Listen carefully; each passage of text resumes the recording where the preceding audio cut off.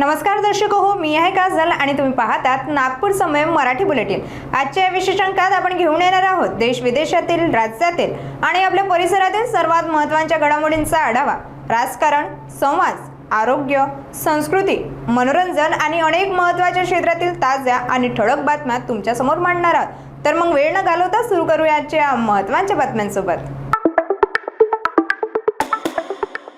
उत्तराखंडमध्ये राज्य भाजपाचे 2 सर्वे, पंतप्रधान नरेंद्र मोदी, गृहमंत्री अमित शाह आणि संरक्षण मंत्री राजनाथ सिंह यांनी अप्रत्यक्षपणे कार्यकर्त्यांमध्ये उत्साह निर्माण केल्यानंतर आता राष्ट्रीय अध्यक्ष नितीन नवीन यांच्या 3 दिवसीय दौऱ्याची तयारी वेगाने सुरू झाली आहे। या दौऱ्यात सर्व 70 विधानसभा मतदारसंघातील संभाव्य विजयी उमेदवारांबाबत सखोल विचारमंथन केले जाणार आहे।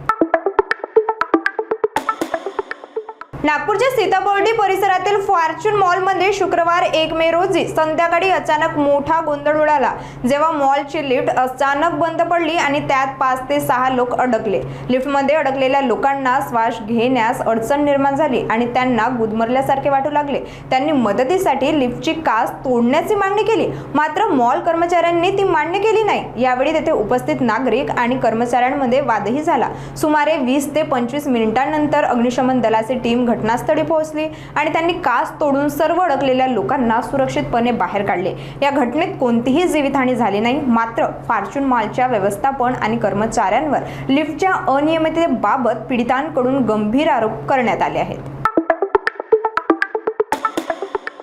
नागपूरमध्ये माध्यमांशी संवाद साधताना प्रहार जनशक्ती प्रमुख बच्चू कडू यांनी म्हटले की आता शिवसेना शिंदे गुटचा नवा चेहरा दिसणार आहे, जो शेतकरी आणि दिव्यांगासाठी संघर्ष करेल आणि छत्रपती शिवाजी महाराजांच्या विचारांवर पुढे जाईल। त्यांनी स्पष्ट केले की त्यांचा राजकीय फोकस शेवटच्या श्वासापर्यंत शेतकरी, मजूर आणि दिव्यांगांच्या प्रश्नांवर राहील। कार्यकर्त्यांच्या स्वभ्रमांवर त्यांनी सांगितले की जे राजकारण करू इच्छितात त्यांनी शिवसेनेत यावे, कोणावरही दबाव नाही। तसेच त्यांनी ट्रोल करणाऱ्यांकडे दुर्लक्ष करत शेतकरी कर्जमाफीचा GR लवकरच जाहीर होईल असा दावा केला।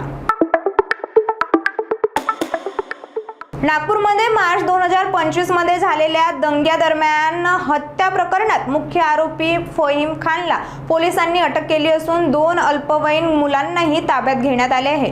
पोलिसांच्या मते इरफान अन्सारी या तरुणाचा दगडफेक आणि मारहाणीत मृत्यू झाला होता आणि CCTV फुटेज व साक्ष्यांच्या आधारे फहीम खानला मास्टरमाइंड मानले गेले आहे। या प्रकरणात यापूर्वी 51 जणांना अटक करण्यात आली होती, तर एकूण 104 आरोपींना तुरुंगात पाठवण्यात आले आहे।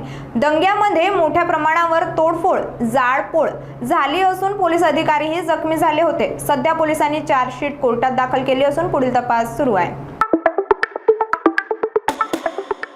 वाशिम जिल्ह्यातील कारंजा तहसील अंतर्गत कामरगावच्या रामनगर परिसरात चोरीची मोठी घटना समोर आली आहे, जिथे चोरांनी सागर तुमसरे यांच्या घरात घुसून सुमारे 24 ग्राम सोने आणि रोख रक्कम लंपास केली। आश्चर्याची बाब म्हणजे घरातील कुटुंबीय उपस्थित असतानाही चोरांनी खिडकी तोडून आणि लाकडाचा वापर करून दरवाजा उघडत ही चोरी केली, ज्यामुळे संपूर्ण परिसरात भीतीचे वातावरण निर्माण झाले आहे। या घटनेची माहिती मिळताच वाशिम पोलीस घटनास्थळी दाखल झाले आणि फिंगरप्रिंट तज्ञ तसेच डॉग स्पॉटच्या मदतीने तपास सुरू करण्यात आला।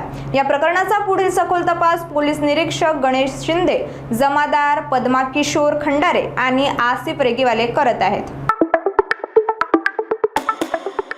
आजच्या नागपूर समय बुलेटिनमध्ये इतकंच। आम्ही तुमच्यासमोर आणत राहू ताज्या, महत्त्वाच्या आणि ठळक घडामोडी। बातम्या आवडल्या असतील तर नक्कीच तुमच्या मित्रमंडळींसोबत शेअर करा आणि हो, पुढच्या अंकासाठी आमच्या सोबत राहा। त्यानंतर सुरक्षित राहा, जागरूक राहा आणि आपल्या नागपूरवर गर्व करा। मी आहे काजल आणि तुम्ही पाहत होतात नागपूर समय। धन्यवाद।